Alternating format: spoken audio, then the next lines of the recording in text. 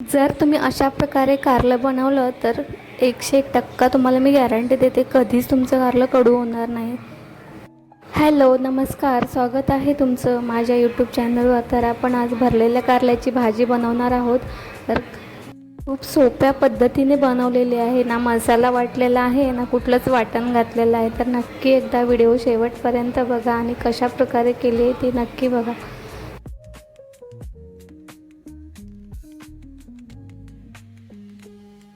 इकडे मी छान अशी ताजी हिरवीगार कारली घेतलेली आहेत आणि आता त्या पण उभ्या कट करून घ्यायचे आहेत. तर मी व्हिडिओ दाखवल्याप्रमाणे असेच उभे कट करून घ्यायचे आणि आतल्या सगळ्या बिया काढून घ्यायच्या आहेत.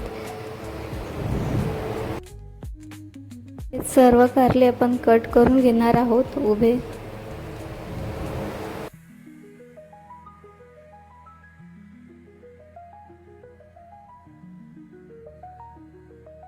कारली कट करून घेतल्यानंतर स्वच्छ पाण्याने आपण धुवून घेणार आहोत. कारली धुताना थोडंसं मीठ घालायचं, जेणेकरून स्वच्छ कारली धुवून निघतात आपल्या हातून.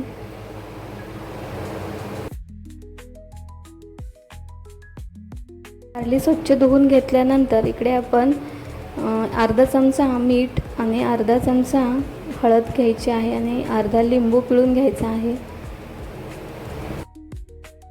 आणि आता चांगलं मिक्स करून त्या चिरलेल्या कारल्याच्या फोडी आहेत त्या फोडींना आपण आतून लावून घ्यायचं आहे. जसं कारल्याच्या फोडींना हळद आणि मीठ लावून घेतले तसंच तुम्ही पण लावून घ्या. पूर्ण सगळीकडे छान असं पसरवून लावून घ्यायचं आहे. आणि आता 5 ते 10 मिनिटे तसंच ठेवून द्यायचं आहे झाकून. आणि आता इकडे तोपर्यंत एक मध्यम आकाराचा कांदा, एक मध्यम आकाराचा टोमॅटो आणि शेंगदाण्याचं कूट घेतलेलं आहे मी 2 चमचे. आणि त्यानंतर बेसन पीठ घ्यायचं आहे 2 चमचे. मी तसंच घेतलेलं आहे, तर अंदाजे मी 2 चमचे घेतलं होतं. त्यानंतर अर्धा चमचा हळद घालायची आहे, अर्धा चमचा लाल मिरची पावडर, अर्धा चमचा मसाला घालायचा आहे थोडासा. त्यानंतर अर्धा चमचा मीठ घालायचं आहे.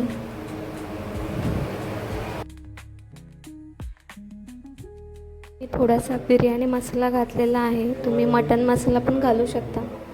चमचा बारीक केलेला गूळ घालायचा आहे आणि त्यानंतर अर्धा लिंबू पिळायचा आहे. आणि आता चांगलं असं मिक्स करून घ्यायचं आहे.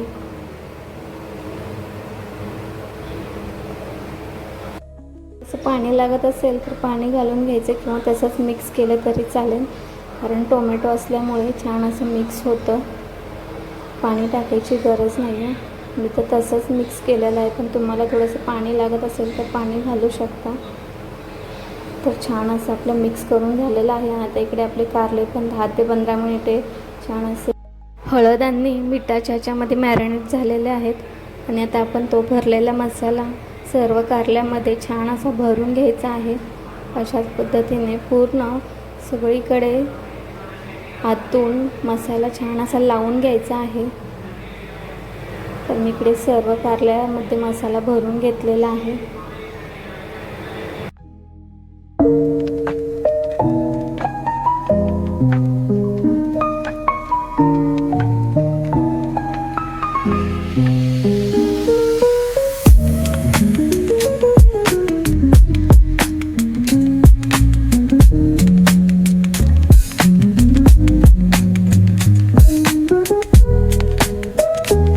मसाला तर भरून झाला आहे, पण हा लसूण थोडासा वरून लावून घ्यायचा किंवा अख्ख्या लसणाच्या पाकळ्या असतील तर वरून अख्ख्या अशा लसणाच्या पाकळ्या लावून द्यायच्या.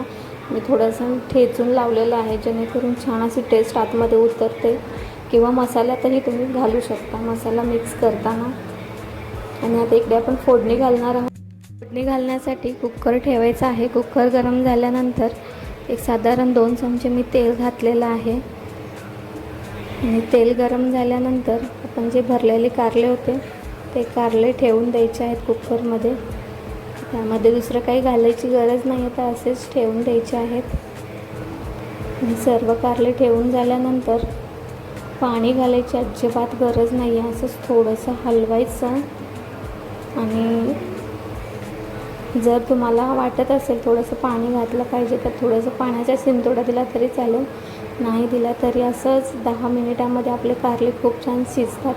आणि इकडे मी कुकरला झाकण लावलेलं आहे आणि वरून शिट्टी पण लावून घेतलेली आहे. आता आपण हे एक साधारण 5 ते 10 मिनिटे आपण कारले शिजवून घेणार आहोत. तर पाणी घातलं नसल्यामुळे शिट्टी तर होणार नाही, पण असंच आपण अंदाजे 5 ते 10 मिनिटे कारले वाफवून घेतलेले आहेत. तर छान असे आपले कारले पण शिजलेले आहेत, बघू शकते खूप आणि मऊ झालेले आहेत कारले.